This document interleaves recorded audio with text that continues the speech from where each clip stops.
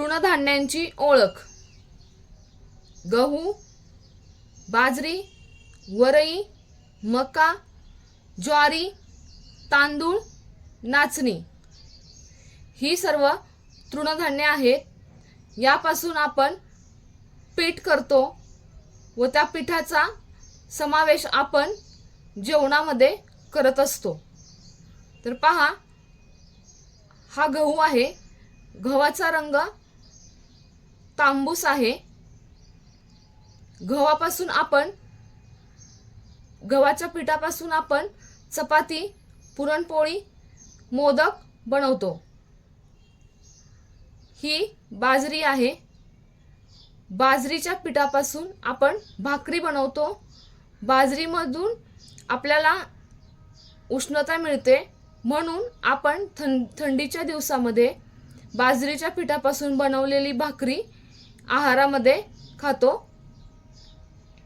हा मका आहे. या मक्याच्या पिठापासून आपण भाकरी बनवतो. तसेच यापासून पॉपकॉर्न, लाह्या, चिवडा बनवला जातो. ही वरई आहे. हिचा रंग पांढरा आहे. वरईपासून आपण उपवासासाठी भात बनवतो. तसेच वरईचा वापर करून आपण डोसाही बनवू शकतो. हे तांदूळ आहेत. तांदूळापासून आपण भात, राईस, बिर्याणी, पुलाव, तसेच इडली, डोसा बनवतो.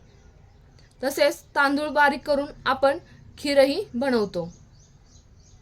ही ज्वारी आहे. ज्वारीच्या पिठापासून आपण भाकरी बनवतो. ही नाचणी आहे. नाचणीच्या पिठापासूनही आपण भाकरी बनवतो.